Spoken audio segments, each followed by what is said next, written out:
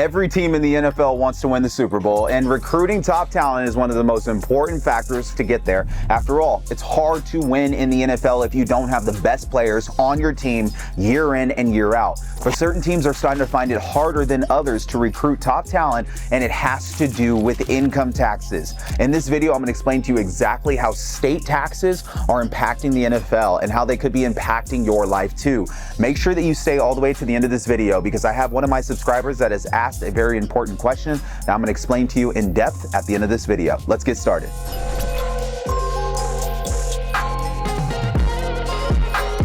Now, this video all started with Bill Belichick's comments on state taxes and the Patriots. Bill Belichick is arguably the greatest NFL coach of all time. He's won 6 Super Bowl championships as a head coach of the New England Patriots. He famously led the Patriots during their most successful period when Tom Brady was the quarterback from 2000 all the way through 2019. So it is safe to say that when it comes to football, Bill Belichick knows what he is talking about. And Belichick recently appeared on the Pat McAfee show and made some very controversial remarks about the New England Patriots and their state taxes. Bill Belichick said that many players on the Patriots are having to deal with a millionaire's tax in Massachusetts, which Bill Belichick referred to as taxachussetts. Say it with me. Taxachussetts. The Massachusetts millionaire's tax is a 4% surtax that the state decided to impose on annual income above $1 million starting in 2023. Massachusetts state taxpayers already have to contend with a 5% flat tax, so now a 7-figure earner in the state is paying a whopping 9% in state income taxes. This is not the highest in the nation. Some states like California have higher top income tax rates for higher earners, but it's pretty close. Speaking about Massachusetts' new surtax for millionaires, Belichick said, "It is not like Tennessee or Florida or Nevada or some of these other teams that have no state income tax, so you get hit pretty hard on that." Guys, with these comments, Belichick implied that the New England Patriots are now going to have a tougher time attracting and retaining top players because many of them are not going to want to pay this new 4% surtax on income above $1 million. Out of all the 24 seasons Belichick was with the Patriots, his worst season was his last season in 2023, when the Patriots went 4-13. I want you to let me know in the comments whether you think this was purely a coincidence that Bill Belichick's worst season with the Patriots happened to be the same season the Massachusetts millionaire tax went into effect. To me, it seems like it might just be a pure coincidence, but who knows? Successful people often avoid high state taxes. Let's take a minute to discuss the concept of increasing state taxes. Many state governments decide to raise state taxes because they think that it will increase tax revenue for their states. The logic is something like this. Hey, why don't we just raise taxes and force the millionaires and billionaires to give us more money that we can then spend how we want? Oh, but here's the thing. The millionaires and billionaires who actually generate the wealth, they do not necessarily have to fork over more of their hard-earned money, since there is no law in the United States that forces citizens to live in one state for their entire lives. Many high earners simply choose to move away from high tax states to lower tax states. That is not just true in sports, it's true in many other industries. For example, one of the richest men in the country, Jeff Bezos, recently moved from Washington State to Florida after Washington announced a new capital gains tax of 7% on any gains over $250,000 or above. Jeff Bezos owns Amazon. Bezos saved hundreds of millions of dollars by moving to Florida to avoid taxes. He's one of many wealthy people that I study. Other ultra-wealthy entrepreneurs who have filed high state taxes, including media mogul Joe Rogan and the world's richest man, Elon Musk, both whom fled California to move to Texas, which has no state income taxes. Tom Brady, now let's go there. Back to the NFL. Just like how Bill Belichick is considered one of the greatest NFL coaches of all time, Tom Brady is widely considered to be one of the greatest NFL players of all time. Alongside Belichick, he led the Patriots to 6 Super Bowl rings during his stint in New England. However, he left the Patriots in March of 2020. As one of the greatest quarterbacks in NFL history,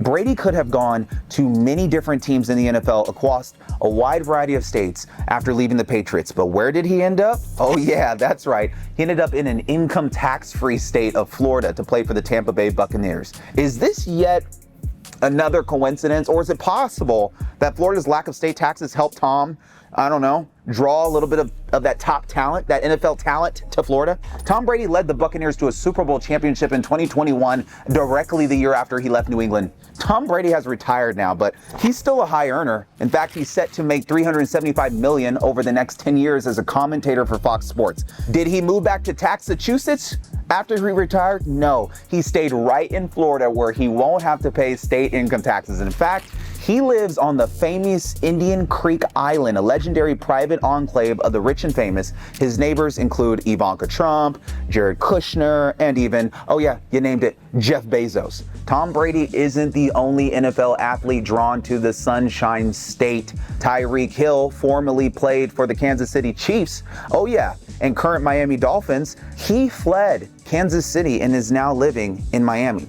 Speaking in an interview reported by Forbes about his move, Tyreek said, "A new deal with the Jets was very close to happening, but what prevented it, according to Tyreek Hill, were those state taxes. I had to make a grown-up decision." Whoa!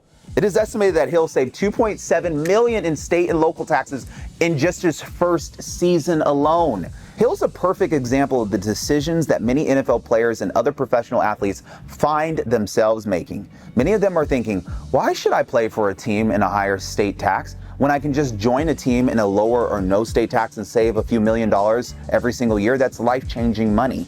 Most professional sports careers are not that long due to the high level of stress that gets put on your bodies for athletes. There are some exceptions, of course, but in the sports world, really, it's only golf that you could play it into the foreseeable future. Phil Mickelson, John Daly, those guys are competing well into their 50s. But in NFL, it's not like the PGA Tour. In fact, the average NFL career is only 3.3 years, which means that for most NFL athletes, the goal is to recoup the largest amount of money possible during those first few short years that you get into the league. So for many of these athletes, avoiding high state income tax rates, yeah, it's a freaking priority, and it becomes even more of a priority if other states besides Massachusetts start adding their own millionaire surtax on income. Is this happening in other sports? I know some of you might be wondering right now, Karlton is talking a lot about football. I played football, I'm passionate about it. But are pro athletes in other leagues prioritizing low tax states too? The answer is yes. Many other athletes in other professional sports leagues, yes, they are also prioritizing joining teams in low tax states. Let me give you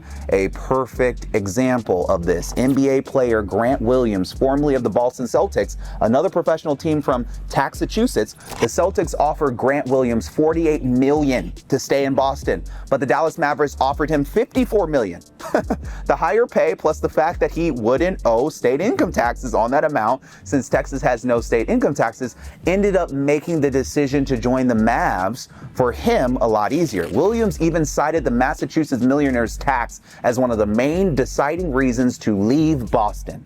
The Mavericks ended up trading him not too long after he joined, but the point is the same. When it comes to professional sports, teams located in low tax states have a negotiating edge against teams located in high tax states. Let's talk about some free agents.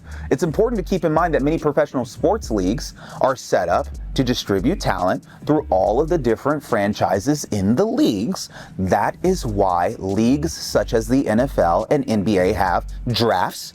This prevents many players from having 100% control over where they end up, at least for part of their career. But when the players do have more control, such as when they're free agents, then state taxes are much more relevant. A free agent is a player who is no longer bound to a previous contract with a team, who is free to negotiate contracts with other teams. Many free agents don't want to end up in high tax states like Taxachussetts, New York, California, New Jersey, or Minnesota. A lot of them would prefer to end up in the zero income tax states like Florida, Texas, Nevada. So if you're a professional athlete or another high earner who is dealing with high state income taxes, and if you want to lower your tax bill, then I highly encourage that you work with my team to implement powerful tax strategies before the end of the year. You can get in touch with my team by clicking on the link below into today's description. And remember, if you live in high income tax states, you can always take a job in a low tax state, or just move your business there to avoid state income taxes. It's not only millionaires who can use this strategy. Now, as promised, I will respond to a question that came in from one of my subscribers. This question came in from user Kicks_rocks on my benefits of starting an LLC video that I posted earlier in the year. His question is, can you have a home office in a vehicle? I have a cleaning business and I set up a computer and office in my box truck. Thanks in advance. Great information, Karlton. The answer is yes, you can take a home office in a motorhome, in a box truck. We've had clients take a home office on a boat because he used his boat as an office. There are many ways in which you can leverage the tax code if you have the right information and you're working with the right professionals. That's it for today's video. Thank you guys for the questions. Thank you for watching this video. You could do something for me. Like, subscribe, and comment. We're trying to grow this channel to get to 1 million subscribers, and you're going to be there to help us do so. I look forward to seeing you on the next video. Cheers.